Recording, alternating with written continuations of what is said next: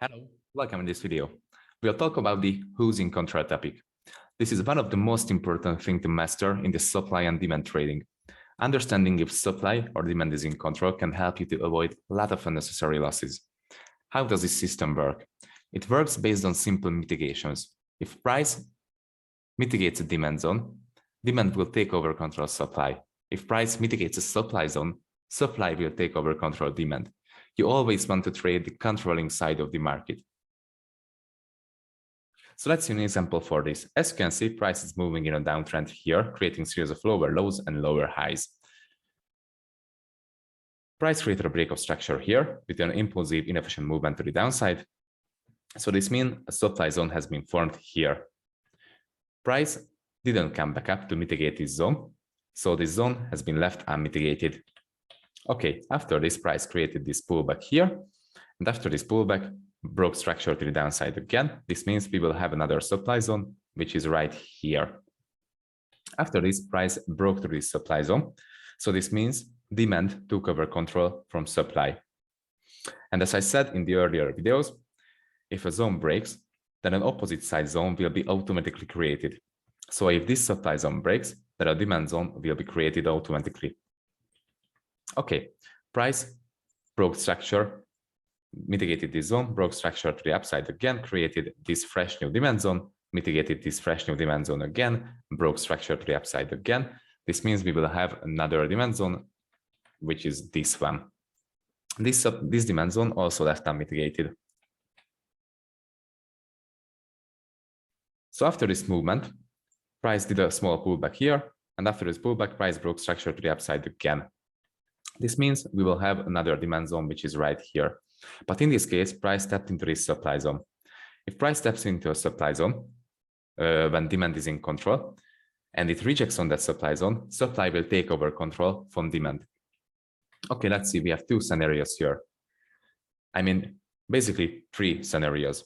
The first one, if price breaks through this supply zone without a rejection, demand will be control, and supply did not take over control. The second one, price rejects on this supply zone and taps into this demand zone.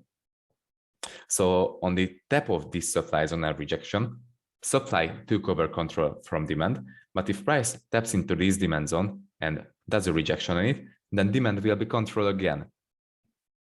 Okay, the third, if price rejects on this supply zone and breaks through this demand zone, supply will be fully in control and the new supply zone will be formed because, as you know, if a zone breaks, then an opposite side zone will be automatically formed. So a supply zone will be formed here, and supply will take over control from demand fully. Okay, let's see a live example for the who's in control topic. We have a supply zone up here because let's say it broke structure to the downside with this inefficient movement. After the structure breaking movement, price did a pullback and created liquidity here, which is double bottoms. After this, price broke structure to the downside with this inefficient push, as you can see. So we have all the three criteria in order to form a valid supply zone. So first criteria, price swept liquidity. Second, it broke structure. Third, it created inefficient move. So we have a valid supply zone, which means supply is in control. Okay, after this, price stepped into this demand zone and had a strong rejection in it, which means demand took over control from supply.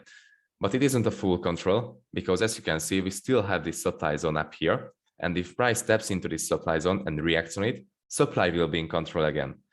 If price breaks through this supply zone, demand will be fully in control.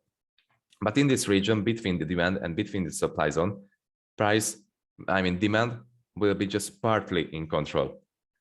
Okay, as you can see, demand was partly in control, reacted on this supply zone, had a rejection, which means supply took over control from demand again. After this, price broke through this supply zone and created a demand zone that did a supply breaking movement.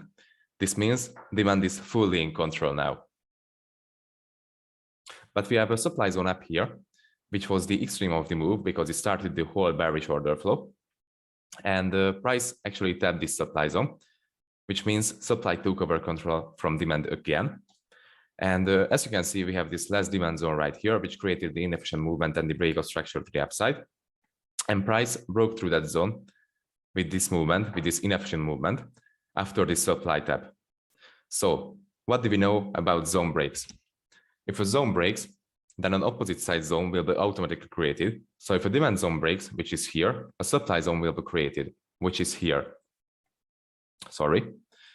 So this week started the inefficient movement to the downside and the break of structure. So this means this week will be our right supply zone.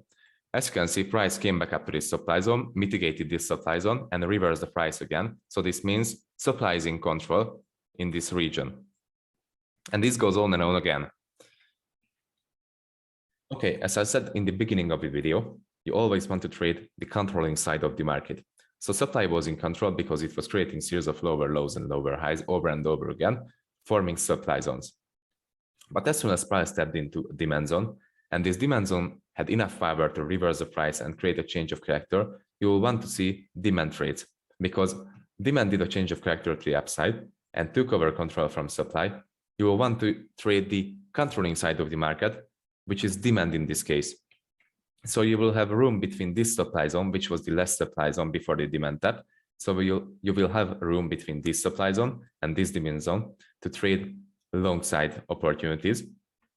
And as soon as price steps into this supply zone, you will want to see short side opportunities. But if price doesn't give you the right opportunity to execute short trades, so supply trades, and it breaks through this supply zone, you will want to trade the controlling side of the market again, which is demand in this case again. And you will also have a room between this demand zone and this supply zone to execute long trades.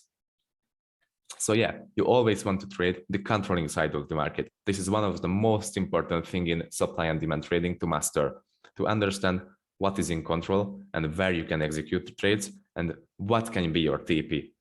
And your TP will be always the unmitigated supply or demand zones.